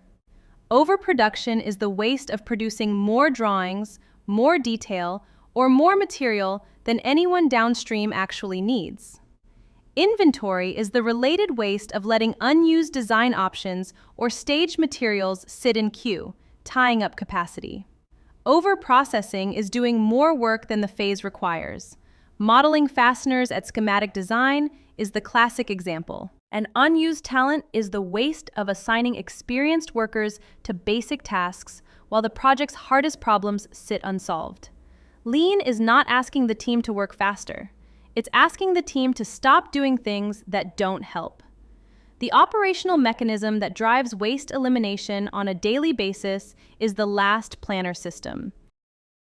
The last planner system is the daily management mechanism that lean construction runs on. Step 1 is the master schedule. Conventional milestones held in a critical path schedule, same as any other project. Step 2 is phase planning, which is where lean diverges. Instead of an owner or scheduler pushing dates down the chain, the team that will actually perform the work pulls the plan backward from each milestone, identifying handoffs and dependencies in their own words. Step 3 is the 6-week look ahead, a rolling window in which the team identifies the constraints that would stop upcoming work, missing approvals, missing materials, missing decisions, and clears them before the work is supposed to start. Step 4 is the weekly work plan, where teams commit to specific tasks they will complete the following week, with the emphasis on commit. And step 5 is PPC tracking, percent plan complete, which is the measure of how reliably the team hits the commitments it made. Strong teams operate above 80% plan complete. Teams below 60 are unreliable enough that the schedule built on their commitments is essentially fiction. Pull the lean discussion into 5 takeaways that integrate with the IPD mechanics from the prior section. 5 takeaways on lean construction. First, lean applies the production principles Toyota developed for manufacturing to the design and construction of buildings. The goal is the elimination of waste rather than working faster. Second, 5 core principles govern every lean implementation. Define value from the customer's view, map the value stream, eliminate non-value adding steps, create flow, and pull work from downstream demand. Third, lean catalogs 8 wastes, with weighting and defects dominating on most architecture and construction projects, followed closely by overproduction, inventory, overprocessing, and unused talent. Fourth, the daily operational mechanism is the last planner system. Built on weekly commitments and tracked through percent plan complete, strong teams run above 80% plan complete, and teams below 60 have unreliable schedules. And fifth, Integrative Design, the next section, extends the lean collaboration discipline upstream into early design, where decisions about building form and major systems lock in performance that no amount of downstream optimization can recover. Ask any architect who has been blindsided by a structural engineer redlining their schematic design, or a mechanical engineer telling them the MEP system they specified will not fit in the ceiling plenum they drew. The pain is universal, and every one of those moments is the cost of sequential design. Disciplines reacting to your work after you have already committed to it, when the cost of changing course is the highest. The cost of changing a design decision rises sharply across phases. Close to free at pre-design, modest at schematic design, real money during design development, expensive during construction documents, and ruinously expensive once construction starts. That curve is the entire argument for integrative design, bringing structural, mechanical, sustainability, and contractor expertise into the room at the start of the project, instead of receiving their input as critique after you have committed to a scheme, is what lets the team find synergies and resolve conflicts when the cost of resolution is still small. The architects who skip this step end up named in claims about systems that did not fit the buildings they drew. LEED v 4.1 awards a point for documented integrative process, but the real reward is not the credit.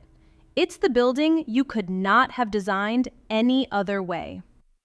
The cost of change curve is the foundational data point that drives every integrative design conversation.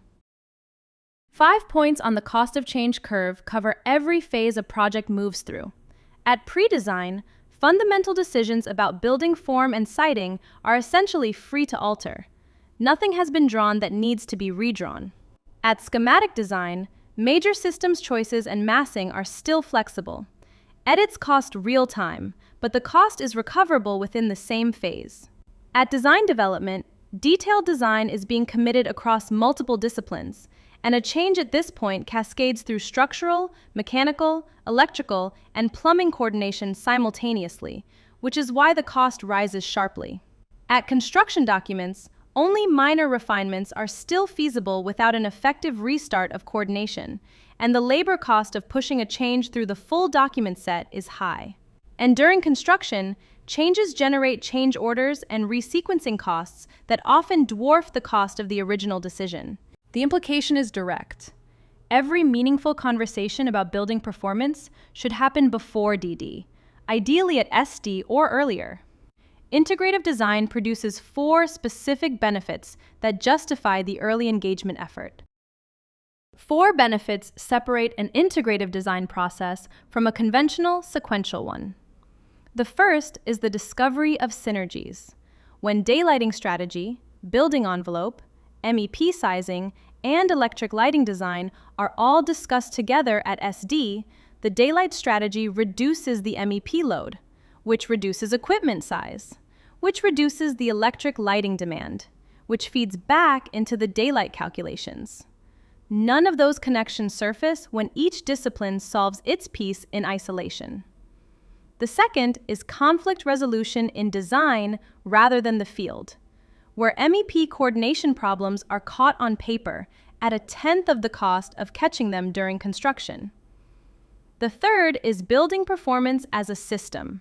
An integrative team optimizes the whole building rather than producing a collection of locally optimized, independent assemblies. And the fourth is direct cost.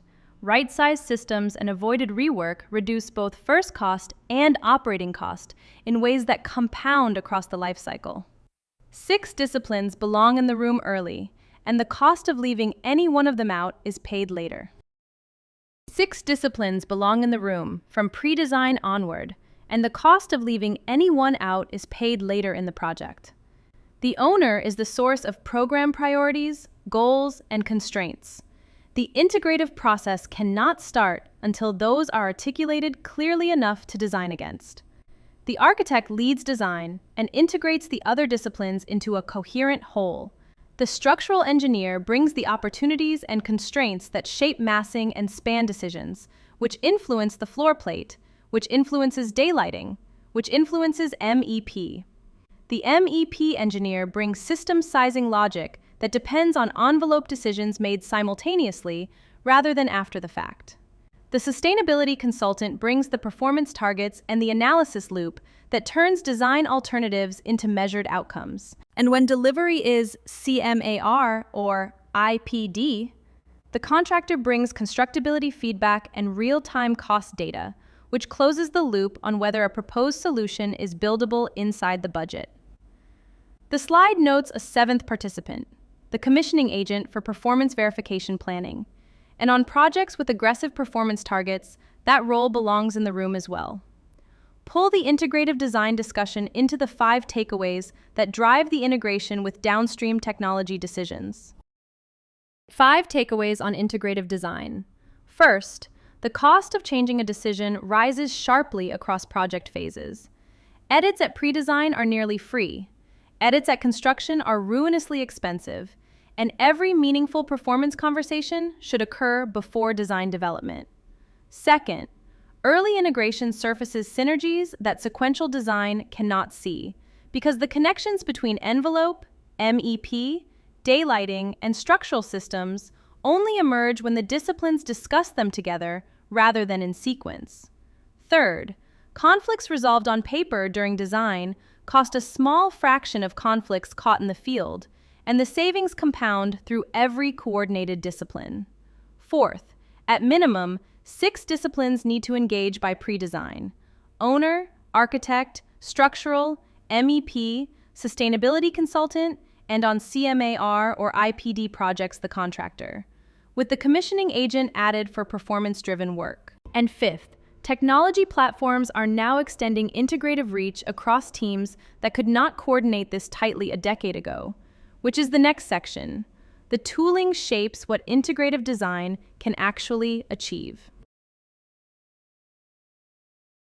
Most architects skeptical about AI and generative design are about to discover that the question was never whether the tools matter, but how fast their competitors would adopt them. BIM is no longer a competitive differentiator. It is the floor. A firm that cannot deliver in BIM cannot compete for most institutional and commercial work. And the same disqualification is now opening around generative design, AI-assisted documentation, immersive visualization, and digital twin services. The risk is treating this landscape as the same conversation about software adoption that BIM was a decade ago. It isn't. The shift is faster, and the affected workflows are deeper. Firms that adopt reactively will lose work, revenue, and staff to firms that adopt strategically, and the lawsuits over botched AI-assisted documentation are going to land first on the firms that adopted the tools without learning them. The framing that matters is not AI versus architects, which is how the trade press writes it. The framing that matters is architects with AI versus architects without AI. Start with the current state of adoption, because the curve sorts technologies into different strategic categories. The technology landscape sorts into 4 competitive categories. Mainstream technologies, BIM, and cloud collaboration are the floor. Not having them is a disqualifier on most institutional work, and having them confers no advantage because everyone else has them too. Early majority technologies, VR, visualization, and generative design are where the competitive edge currently lives. Firms that present design options in immersive VR during client meetings close work that firms relying on flat renderings lose. And generative design has now reached the point of being integrated into mainstream platforms like Revit. The firms that learn to use it well will outproduce the ones that don't. Emerging technologies, AI-assisted documentation and design, are in the experimentation phase for most firms, and the firms experimenting now will own the workflows that become standard practice within 5 years. Early adopter technologies, digital twins, and construction robotics are where premium services and future preparation overlap. They are not required for most current work, but they are where the most differentiated practices are positioning. The adoption curve says where each technology sits. The next question is what each actually does to the work. 6 technologies and what each one actually changes about the work. Generative design uses algorithms to explore design options against goals the architect defines. The architect is still defining the goals and curating the output, but the number of options explored at the same level of analysis grows by orders of magnitude. VR and AR deliver immersive visualization of unbuilt designs, which sharpens client decision-making before construction commits and reduces the redesigns that come from clients who misread flat drawings. Digital twins maintain a live model connected to the physical building after occupancy, which opens post-occupancy service revenue that traditional practice has no path to capture. AI and machine learning automate pattern recognition tasks, drawing automation, energy prediction, code compliance checking, that previously consumed billable time on every project. Robotics enable prefabrication and complex geometry construction that hand-built methods cannot deliver economically. And drones provide aerial site data, documentation, inspection, progress tracking, at a fraction of the cost and risk of traditional methods. None of these tools eliminate the architect's judgment. They eliminate specific tasks. The fear that AI eliminates architects gets the dynamic backward, and the comparison clarifies which workflows actually shift. 4 fears about job displacement compared to what the data and the early adopter firms are actually showing. The fear that AI will replace architects misreads what the tools can do.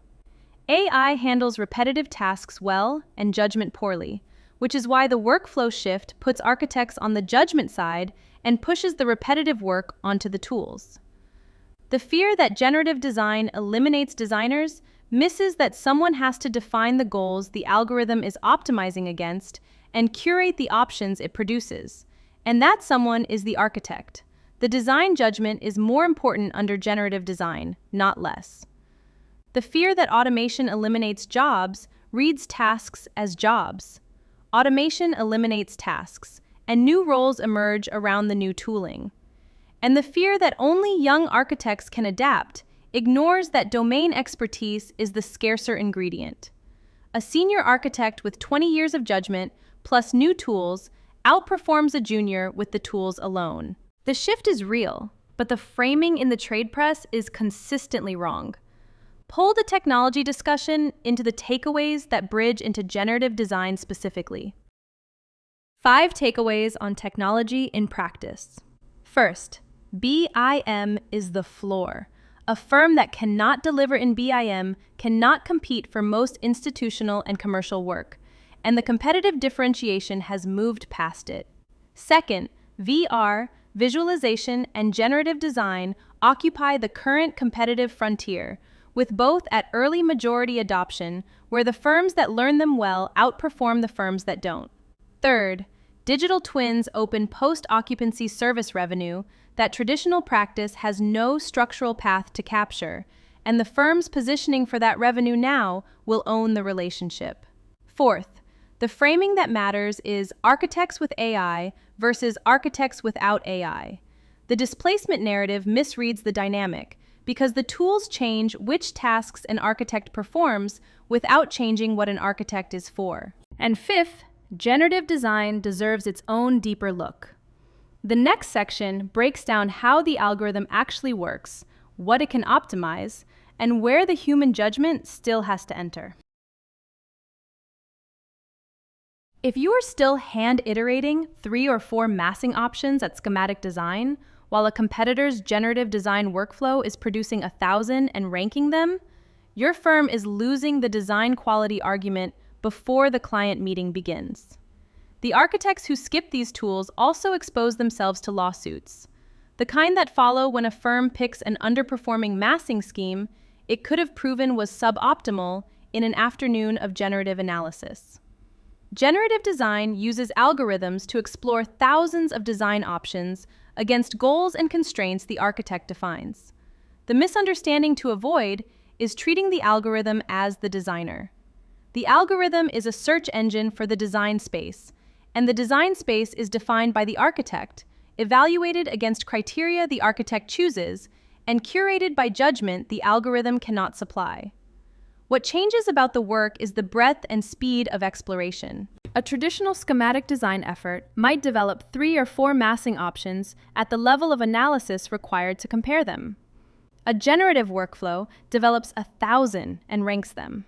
The architect's role becomes more important under generative design, not less, because without judgment about what to optimize for, 1,000 mediocre options are worthless to the client. The workflow runs through 6 steps that alternate between architect input and algorithmic processing. 6 steps run a generative design workflow, alternating between architect input and algorithmic processing. Step 1 is the architect defining the goals: daylight performance, energy use, program fit, view quality. The clarity of those goals determines the quality of the entire run, because the algorithm will optimize exactly what it is told to optimize and nothing else.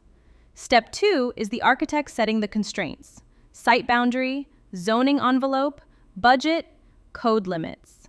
Constraints are what keep the algorithm's search space tied to a real project. Step 3 is the algorithm generating options, producing hundreds or thousands of variations that satisfy the constraints to varying degrees. Step 4 is automated scoring of each option against the stated goals, which produces a ranking. Step 5 is the architect curating, reviewing the top-ranked options, identifying the ones that capture promising directions, and discarding the ones that score well numerically but fail aesthetic, cultural, or contextual tests the algorithm cannot evaluate. And step 6 is the architect refining the selected directions with full design judgment, taking each one from a generated starting point to a developed scheme.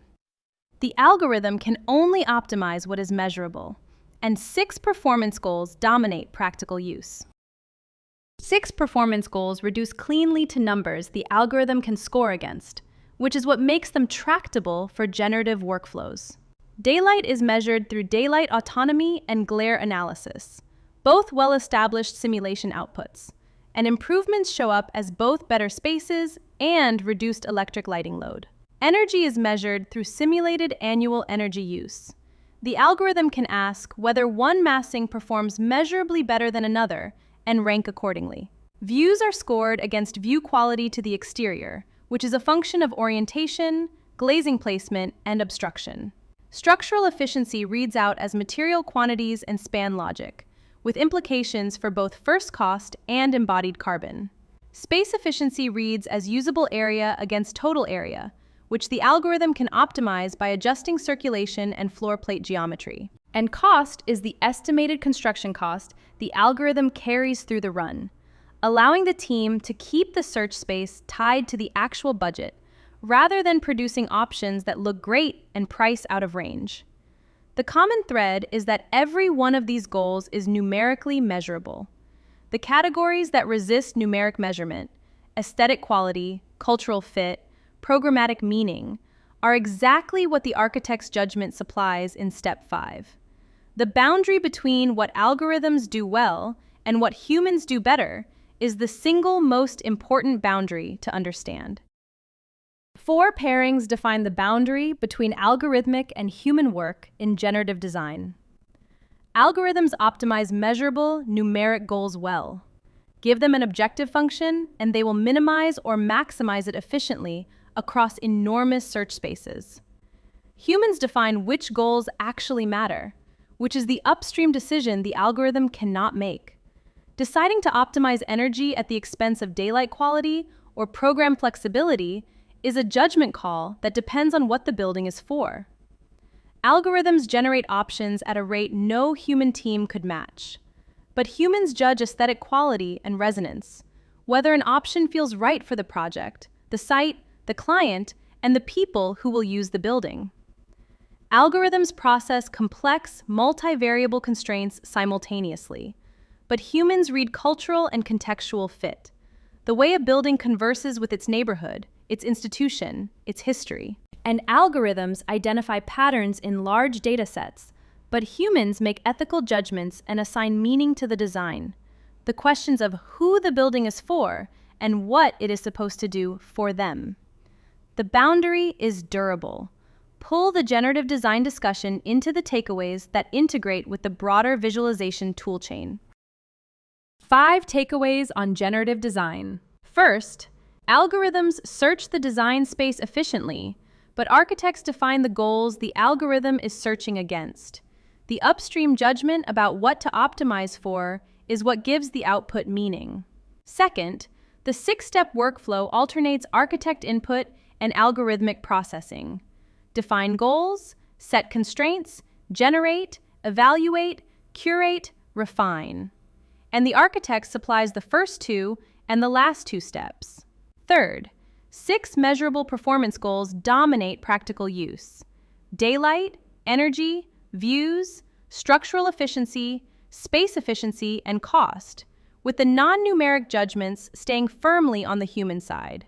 Fourth, the architect's role becomes more important under generative design, not less, because the algorithm produces 1,000 options but cannot tell which one is worth pursuing. And fifth, immersive visualization extends the toolchain beyond generative design itself. VR and AR, which the next section unpacks, are the layer that turns the curated and refined options into experiences a client can walk through before construction commits. Most architects spend years learning to read drawings, but your clients never do. And that mismatch is the source of more change orders than any other communication failure in practice.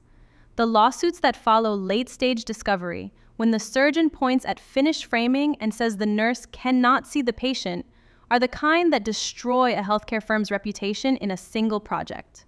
Virtual reality and augmented reality close that gap. VR drops the client inside the unbuilt building, while AR overlays the proposed work onto the physical site they are standing on. The technology is no longer experimental. A twin motion or Enscape walkthrough sits at the kitchen table on a laptop, and a healthcare client uses it to tell you the nurse cannot see the patient from the workstation 3 months before steel orders. Feedback that would have been a change order during construction becomes a red line during design. That is the entire pitch. Start with the basic distinction.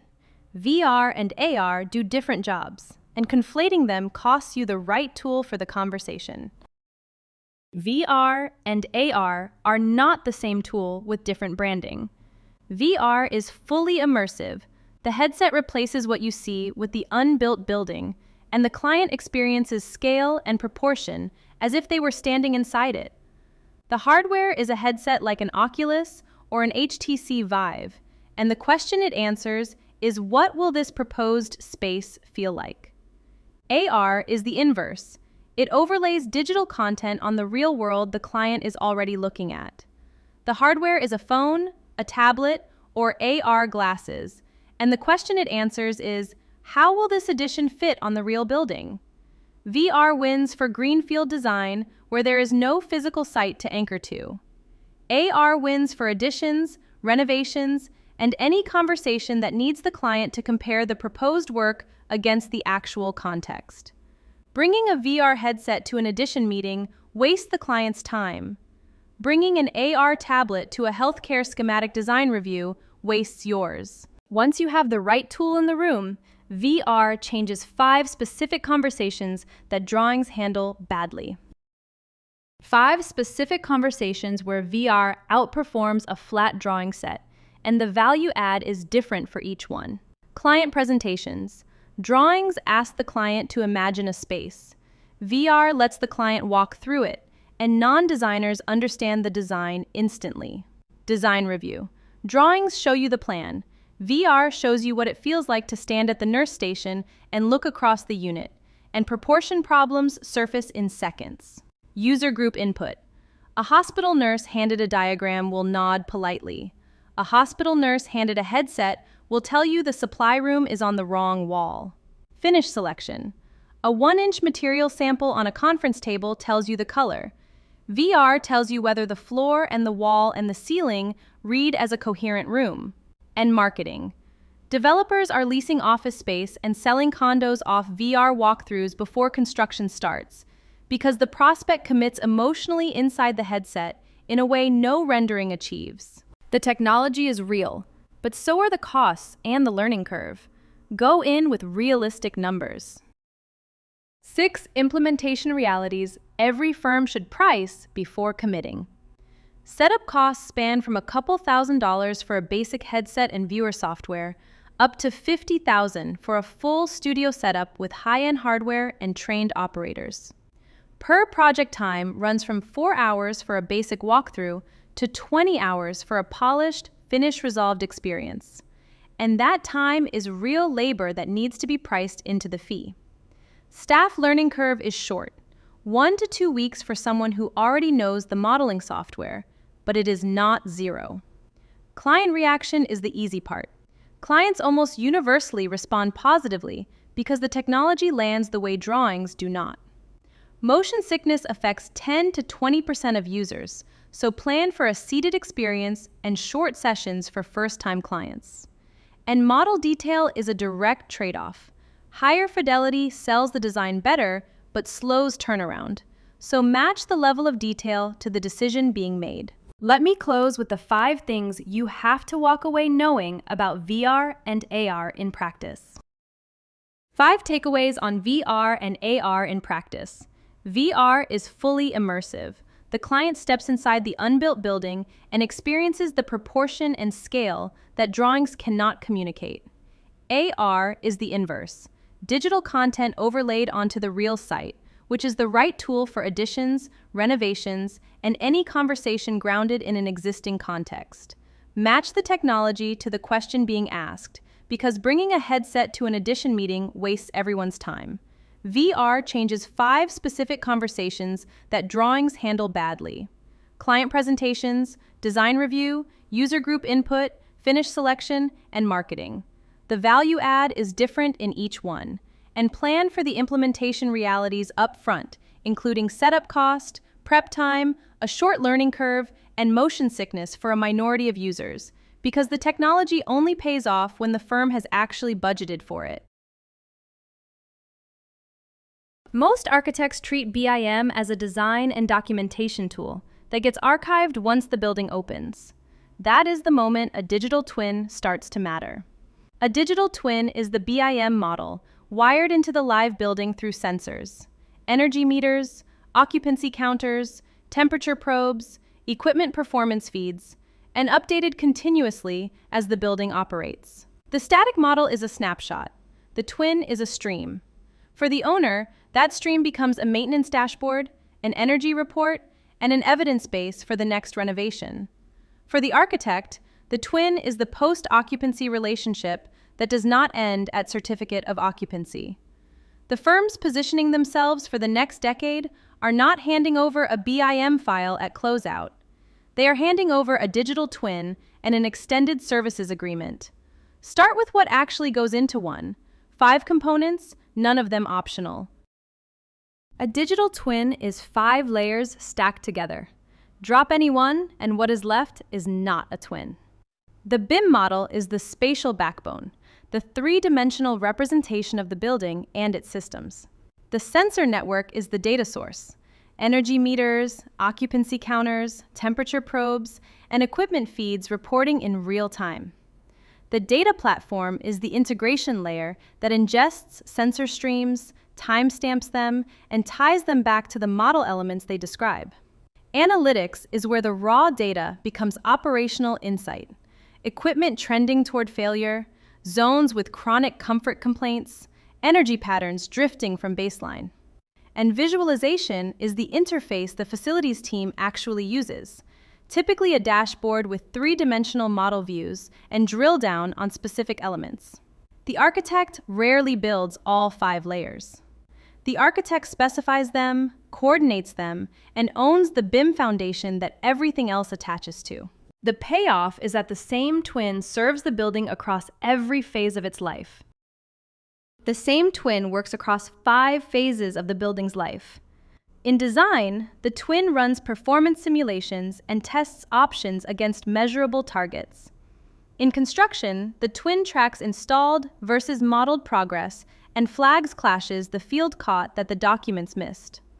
In operations, the twin monitors energy and comfort in real time, surfacing zones that are drifting before the occupants file complaints. In maintenance, the twin enables predictive service, flagging the chiller that is trending toward failure rather than waiting for the call at 6 on a Friday night.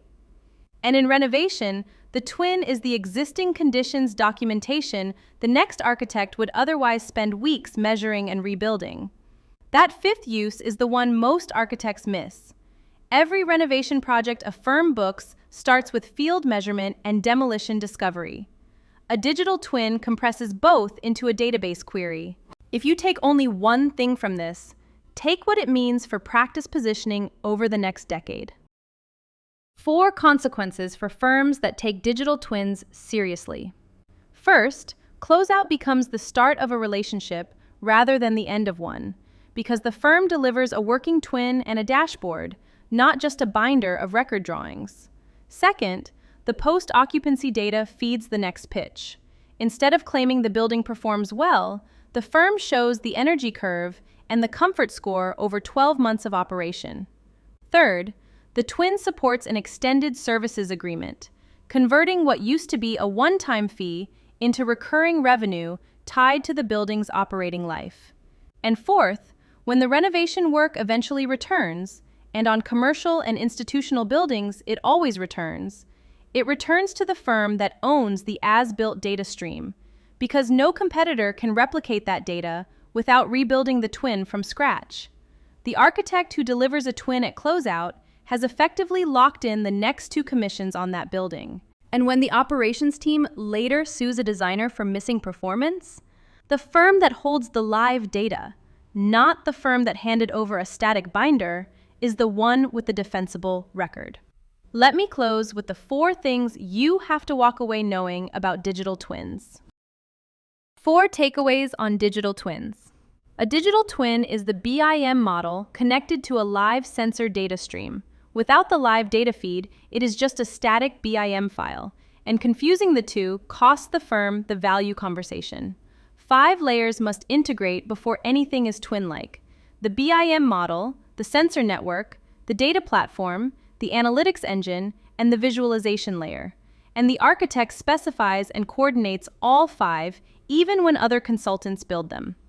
One twin serves the building across its entire life, from design simulation, through construction progress, through operations, through predictive maintenance, through eventual renovation.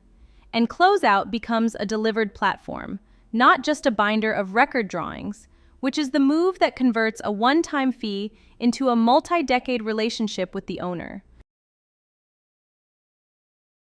Most architects lose the value conversation every time it gets framed as first cost alone.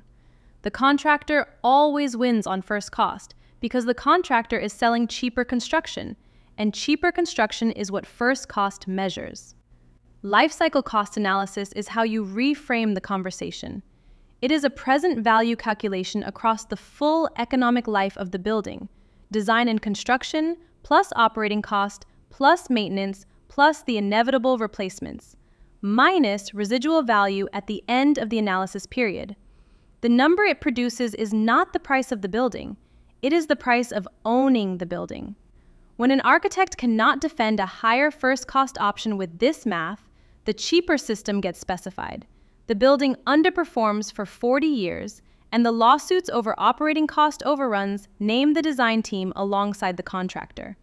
And when the LCCA is calculated honestly, the high-performance option almost always wins. The Ashworth School District in the slide is the canonical example, a ground source heat pump system that cost $800,000 more on day one than the rooftop unit alternative, and saved $2.1 million in present value over 30 years. Start with the simplest possible example, a roof, and walk through where the savings come from. The roof example is the cleanest version of this math. A cheap roof costs $80,000 on day one, runs $8,000 a year in maintenance, and needs a full replacement around year 15. So the 30-year cost of ownership lands at roughly $320,000. A quality roof costs $40,000 more on day one, but the maintenance drops to $3,000 a year, and there is no midlife replacement event. So the 30-year cost lands at $210,000. $40,000 spent up front saves $110,000 over the life of the building. The owner who buys the cheap roof to save $40,000 on day one is paying that savings back almost 3 times over the next 3 decades. The role of the architect in that conversation is not to argue taste. It is to put the 30-year number on the page next to the day one number and let the math do the work. The roof was one trade. The full LCCA spans 6 cost categories, each with its own timing. 6 categories cover every dollar that flows in or out of the building over the analysis period. Initial costs are everything you pay on day one: design fees, construction, and commissioning. Operating costs are the continuous bills the owner pays every month: energy, water, and operational staffing. Maintenance costs are the routine upkeep and minor repairs that keep the building running. Replacement costs are the big events: the chiller that gets replaced around year 20, the roof at year 25, the elevator at year 30. The LCCA drops each of those events on the year they actually occur. End-of-life costs are demolition, disposal, and recycling at the end of the analysis period. And residual value is the credit on the back end, the salvage value, or the depreciated worth of the building that comes back to the owner at the horizon. All future costs and credits are discounted to present value, which is why the discount rate matters as much as any line in the analysis. The discount rate is the single decision that bends the answer the most, and it has its own trade-off. The discount rate is the lever that bends every LCCA. A higher discount rate shrinks the present value of future costs, so it favors the low first cost option. Short-term thinking, basically. Commercial owners typically run analyses at 5 to 10% because their cost of capital and their hurdle rates are higher. A lower discount rate keeps future costs closer to their nominal dollars, so it favors the option with low operating cost. Long-term thinking. Institutional and government owners typically run analyses at 2 to 4% because their planning horizons are longer and their cost of capital is lower. The same building can produce two completely different LCCA winners, depending on which rate the analyst chose. That is why a credible analysis always names the discount rate up front and runs a sensitivity check at a couple of nearby values. An LCCA that buries the rate in a footnote is making the answer easy to attack. Let me close with the 5 things you have to walk away knowing about LCCA. 5 takeaways from life cycle cost analysis. First, cost is the price you pay once on day 1. Operating, maintenance, and replacement costs are the prices you pay every month for the next several decades. 6 categories must be captured: initial costs, operating costs, maintenance costs, replacement costs, end-of-life costs, and residual value as a credit at the horizon. All future costs and credits discount to present value at the chosen rate, so 2 analyses of the same building can disagree if they used different rates. A higher discount rate favors the low first cost option and rewards short-term thinking. A lower rate favors the low operating cost option and rewards long-term value. An LCCA is the tool architects use to defend quality against contractor first cost pressure. Without it, the value conversation becomes a price conversation, and the cheaper system wins every time. Most architects confuse LCCA and LCA because both use the word life cycle, but they answer completely different questions. LCCA measures the dollars that flow in and out of the building over time. LCA measures the environmental impact, the carbon emissions, the acidification, the water nutrient loading across the entire life of every material and assembly in the building. For decades, the climate conversation focused almost entirely on operational carbon, the energy a building consumes once occupied. That made sense when buildings were leaky and inefficient, and operational dominated lifetime emissions. As buildings get more efficient, the balance shifts. In a net zero building, the operational carbon falls towards 0, but the embodied carbon baked into the concrete, the steel, and the insulation stays exactly where it was. An architect who claims sustainability leadership without an embodied carbon answer is one client lawsuit away from being asked, under oath, to explain why the firm specified high carbon materials on a net zero project. Embodied carbon is becoming the deciding metric for the next decade of practice. Start with what an LCA actually looks at. 6 stages, none of them skipped. 6 stages cover the cradle-to-grave path of every material in the building.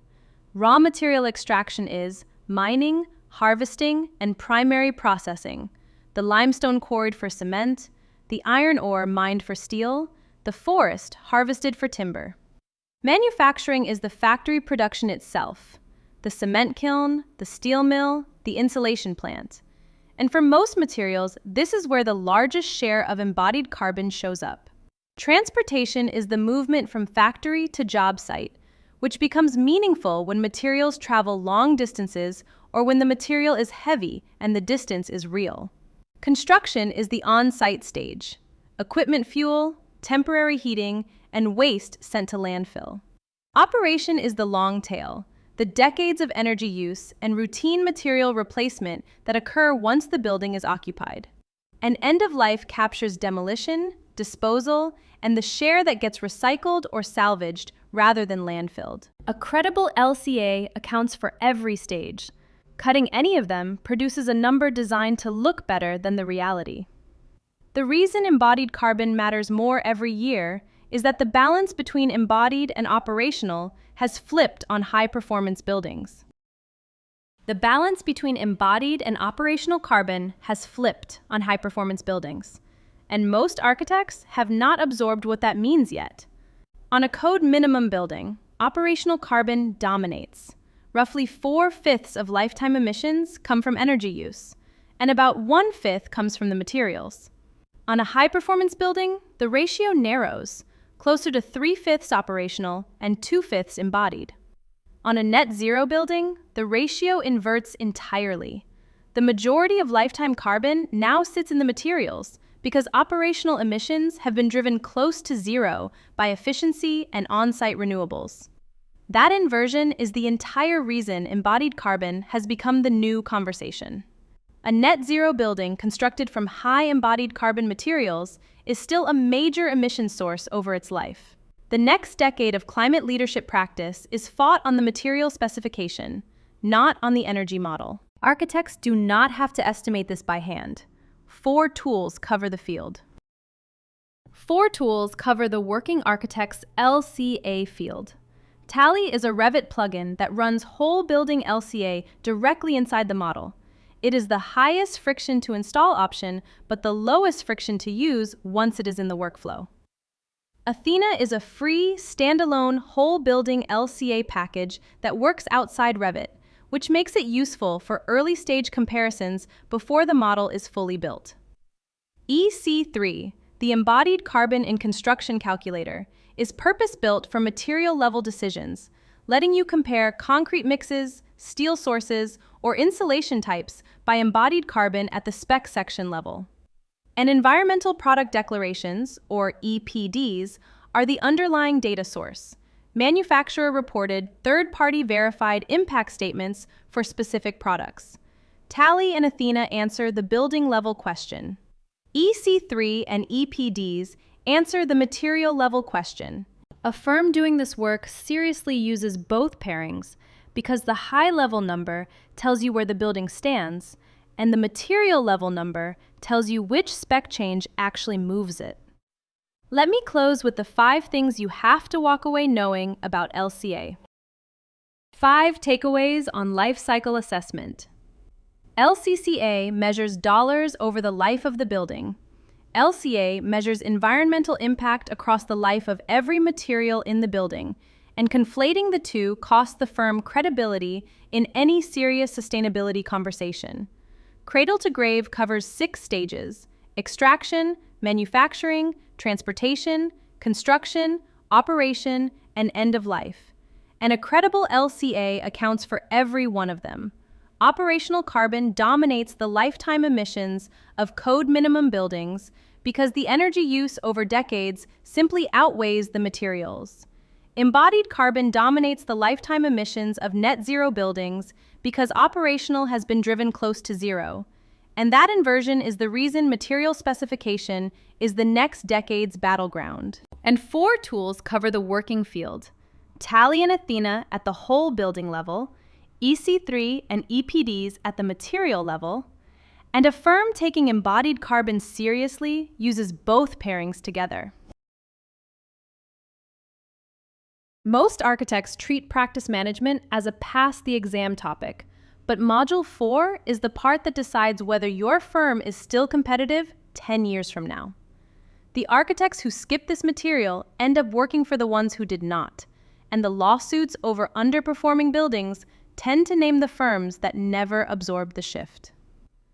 Module 4 covers how practice is evolving and which architects are positioning themselves to win in the practice that is coming. 6 sections trace the arc: evolving practice, evidence-based design, sustainability, collaborative delivery, the technology stack, and lifecycle analysis in both its financial and environmental forms. The reference tables on the next 3 frames are the at-a-glance versions you should be able to recall cold. Start with the core concepts that span every section of the module. The module turns on 8 core concepts, grouped into 6 themes for this reference, because 2 pairs travel together in practice. Evidence-based design and post-occupancy evaluation pair up. Research drives the design decisions, and the post-occupancy data feeds the next pitch with proof rather than promises. The 3 pillars of sustainability are environmental, social, and economic, and a sustainability story that covers only one of them is not a complete story. Passive versus active is the design hierarchy. Maximize passive strategies first to reduce loads, then right-size the active systems to handle what is left.